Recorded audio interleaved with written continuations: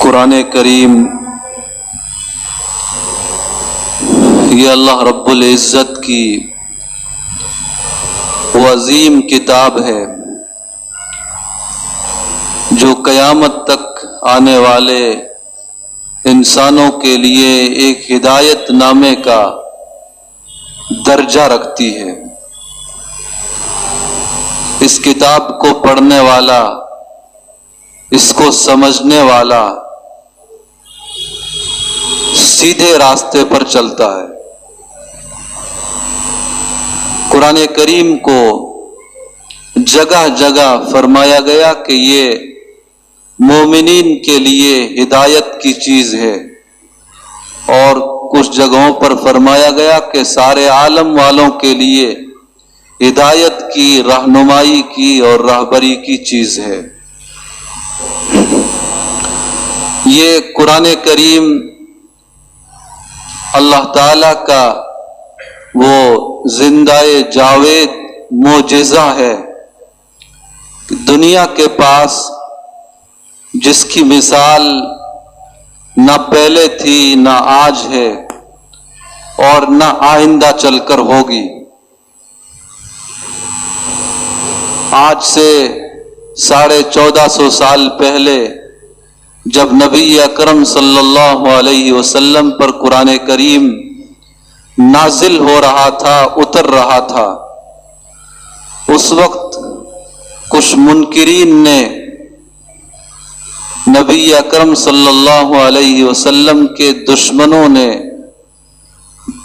یہ اعتراض کیا تھا کہ یہ اللہ کا کلام نہیں ہے بلکہ محمد صلی اللہ علیہ وسلم کا بنایا ہوا کلام ہے۔ تو ان کے اس سوال کے، اس اعتراض کے جواب میں اللہ تعالیٰ نے انہیں ایک طرح سے یہ چیلنج دیا تھا کہ اگر قرآن کے میرے کلام ہونے میں تمہیں کچھ بھی شک ہو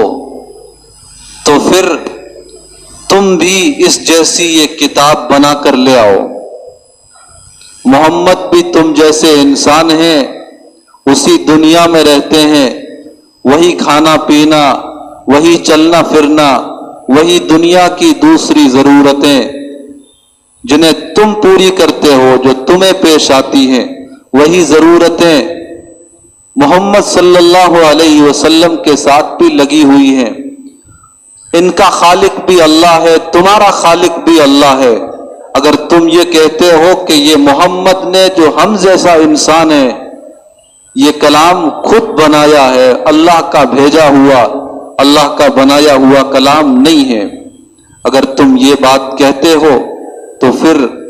تم بھی اس جیسی کتاب بنا کر لے آؤ۔ جب یہ بات کہی گئی تو انہیں سانپ سونگھ گیا، خاموش ہو گئے۔ حالانکہ اس زمانے کے منکرین، اس زمانے کے مشرکین عربی زبان بڑی فصاحت اور بلاغت کے ساتھ بولا کرتے تھے۔ ان کی عربی دانی کا،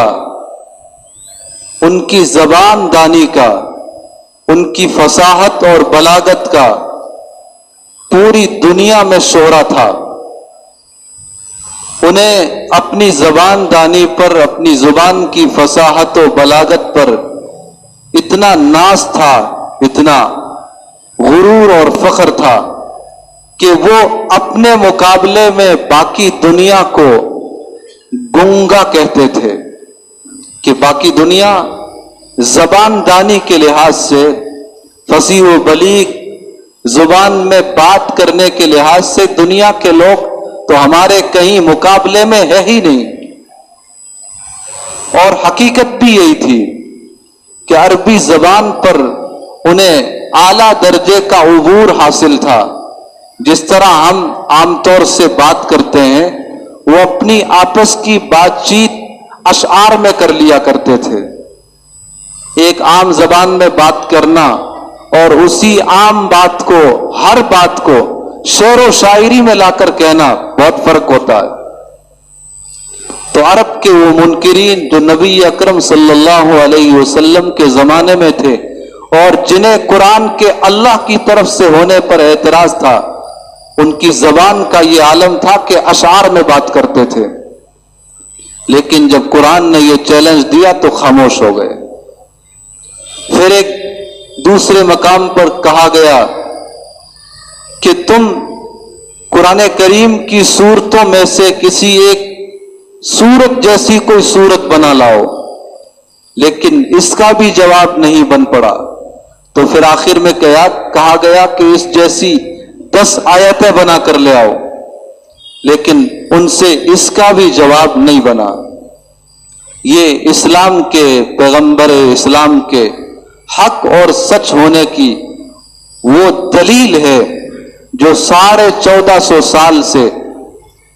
کھلی کتاب کی طرح ہمارے سامنے ہے، اور قیامت تک اس کا کوئی توڑ پیدا کر ہی نہیں سکتا۔ جب اس دور کے عربوں سے نہیں ہو سکا تو اس زمانے کے لوگوں کا تو حال ہی کچھ اور ہے۔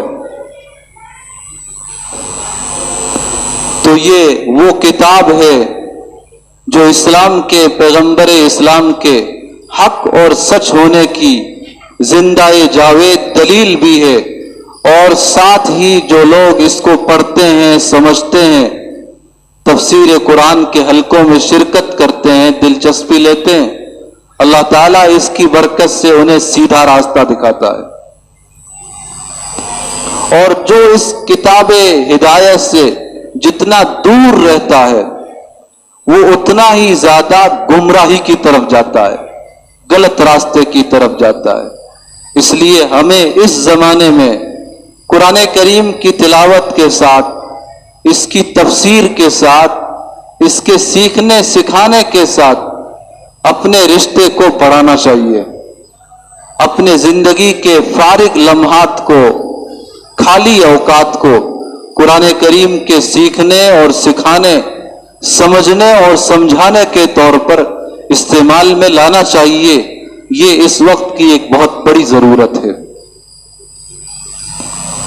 اس دنیا میں آنے والے ہر انسان کو 3 مرحلوں سے گزرنا ہے۔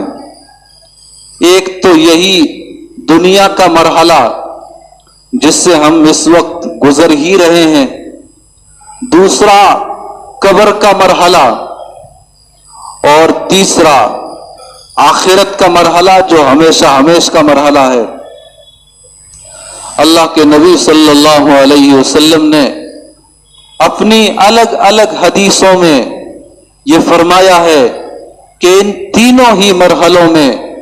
انسان کی کامیابی کا راز اس میں چھپا ہوا ہے کہ وہ اللہ کے کلام کو پڑھتا رہے، اسے سمجھتا رہے اور اس پر عمل کرتا رہے۔ جن 3 مرحلوں سے گزرنا ہے، اور تینوں ہی مرحلوں میں جس کلام الہی پر، جس قرآن کریم کے پڑھنے سمجھنے اور اس پر عمل کرنے پر ہماری کامیابی ٹکی ہوئی ہو، اس سے اپنے آپ کو دور رکھنا، ایسی مجلسوں سے اپنے آپ کو محروم رکھنا، یہ عقل مندی نہیں ہے، کم عقلی اور بدنصیبی ہے۔ اللہ کے نبی صلی اللہ علیہ وسلم کی ایک حدیث ہے کہ جو بندہ مومن اپنے گھر میں سورہ کہف کی تلاوت کرتا ہے، وہ فاقہ کشی سے، بھکمری سے اور فتنوں سے ہمیشہ امن میں رہتا ہے، حفاظت میں رہتا ہے۔ ایک صحابی رسول صلی اللہ علیہ وسلم آپ کی خدمت میں حاضر ہوئے اور کہا، یا رسول اللہ، بال بچے زیادہ ہیں، آمدنی کم ہے، اس لیے معاشی اعتبار سے، مالی اعتبار سے کچھ پریشانی ہے، جتنا کما نہیں پاتا اس سے زیادہ خرچ میرے اوپر سوار ہے۔ اللہ کے نبی صلی اللہ علیہ وسلم نے انہیں بہت آسان سا نسخہ بتایا، ارشاد فرمایا، جب گھر پر جایا کرو تو سب سے پہلے سلام کیا کرو، چاہے والدین ہوں، آپ کی بیوی ہو، آپ کے بچے ہوں، آپ کی بہنیں ہوں، آپ کی بیٹیاں ہوں، گھر میں چھوٹا یا بڑا، سمجھدار یا ناسمجھ کوئی بھی فرد ہو، گھر میں داخل ہوتے ہی سب سے پہلے سلام کرو. اور فرض کیجئے کہ گھر میں اگر کوئی نہ ہو تو ایسے موقع پر سلام کے وہ الفاظ دہرانے چاہیے جو ہم نماز میں التحیات میں پڑھتے ہیں. السلام علیکہ ایھا النبی ورحمۃ اللہ وبرکاتہ. اگر گھر میں کوئی نہ ہو تو التحیات والا یہ سلام کہہ لینا چاہیے، بول لینا چاہیے، کیونکہ انسان نہ صحیح، جنات اور فرشتے یہ اللہ کی وہ مخلوقات ہیں جو گھروں میں بھی ہیں، گھروں سے باہر بھی ہیں.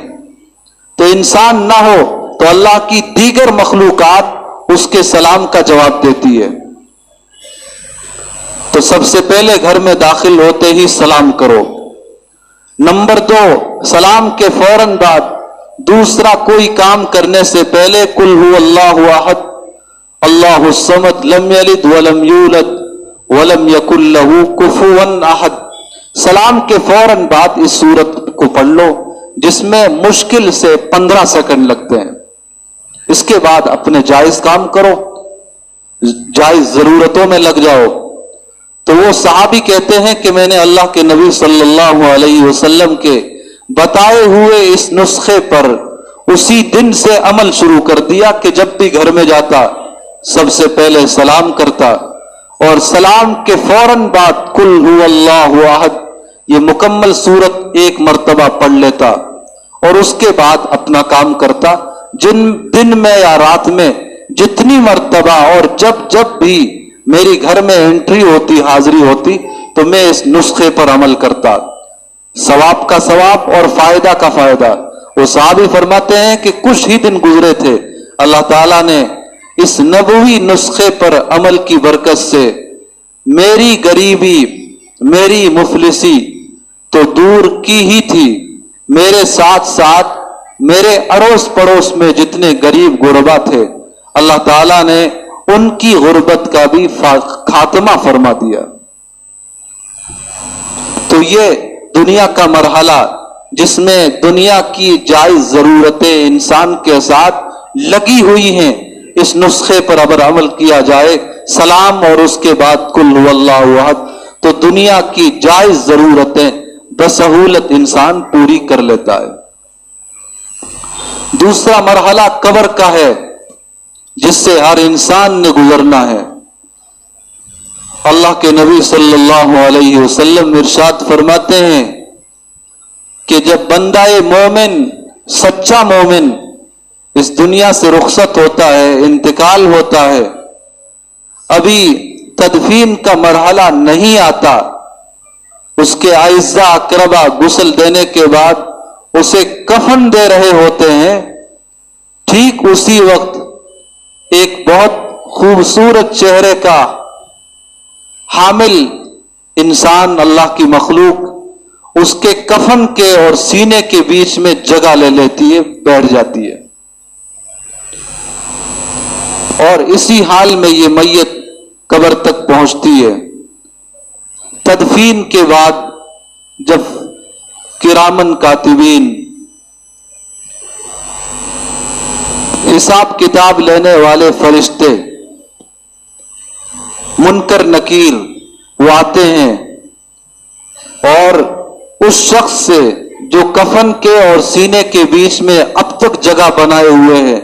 اس سے کہتے ہیں کہ ہمیں ان سے سوال کرنے ہیں، آپ الگ ہو جائیں. تو وہ شخص کہتا ہے کہ میں اس سے الگ نہیں ہوں گا، آپ کو جو سوال کرنے ہیں آپ سوال کیجئے. بہرحال فرشتوں کی جانب سے، منکر نکیر کی جانب سے سوالات ہوتے ہیں، تیرا رب کون ہے، تیرا دین کیا ہے، محمد صلی اللہ علیہ وسلم کے بارے میں تو کیا کہتا ہے.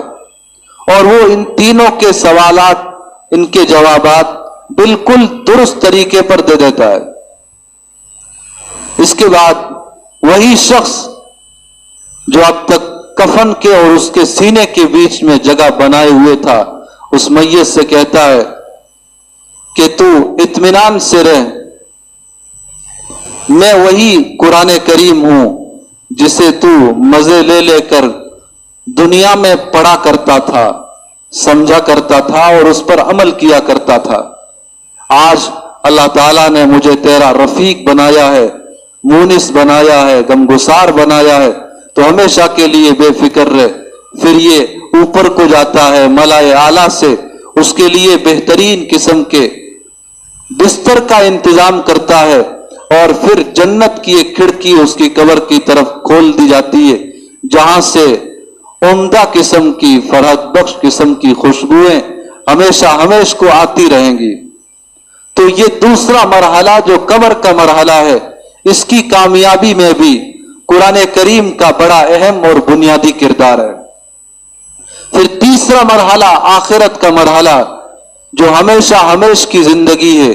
جس کا کوئی اختتام نہیں، جس کا کوئی کنارہ نہیں۔ اللہ کے نبی صلی اللہ علیہ وسلم فرماتے ہیں کہ قرآن کریم کے ساتھ دنیا کی زندگی میں اپنے رشتے کو مضبوط اور مستحکم بنایا ہوگا، اس کو نمازوں میں اور نماز سے باہر پڑھا ہوگا، قرآن کریم کو سمجھا ہوگا، اس پر عمل کیا ہوگا، مجالس قرآن میں شرکت کا اہتمام کیا ہوگا، تو قرآن کریم اپنی نسبت پر اس طرح کی قربانیاں پیش کرنے والوں کا خود اللہ تعالیٰ کے یہاں سفارشی اور گواہ بن کر سامنے آئے گا اور کہے گا الہ العالمین، آپ کے اس بندے نے میری نسبت پر اپنے کو تھکایا، دن میں اور رات میں نمازوں میں پڑھا، نمازوں سے باہر پڑھا اور اخلاص کے ساتھ پڑھا، ریاکاری، دکھاوا، شہرت، نام و نمود، اس طرح کی چیزیں کہیں دور دور تک اس کے قریب نہ تھی۔ جب یہ سب کچھ میری نسبت پر کیا اور اخلاص کے ساتھ کیا، صرف آپ کی رضا کے لیے کیا، تو میں سفارش کرتا ہوں کہ آپ اس کی مغفرت فرمائیں، اس سے راضی ہو جائیں اور اس کے لیے جنت کا فیصلہ فرمائیں۔ اللہ کے نبی صلی اللہ علیہ وسلم فرماتے ہیں کہ قرآن کریم کی اس سفارش کو قبول کیا جائے گا اور اس خوش قسمت انسان کو، خوش نصیب انسان کو اللہ تعالیٰ اپنی رضا کا پروانہ عطا فرمائیں گے اور وہ خوشی خوشی اللہ کے حکم سے جنت میں بھی داخل ہو جائے گا۔ تو یہ ہمارے تین مرحلے، دنیا کا مرحلہ، قبر کا مرحلہ اور حشر کا مرحلہ، قرآن کریم کی تلاوت پر، اس کے سمجھنے پر اور اس پر عمل کرنے پر ٹکا ہوا ہے، منحصر ہے۔ اس لیے ہم سب کی یہ بنیادی ذمہ داری ہے کہ ہم خود بھی قرآن پڑھیں،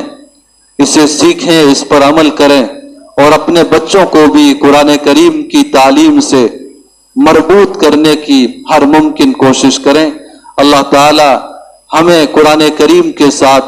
اپنا رشتہ مضبوط اور مستحکم بنانے کی توفیق عطا فرمائے اور اپنی اولاد کو بھی قرآن کریم کی تعلیم سے ضرور آراستہ اور پیراستہ کرنے کی توفیق عطا فرمائے۔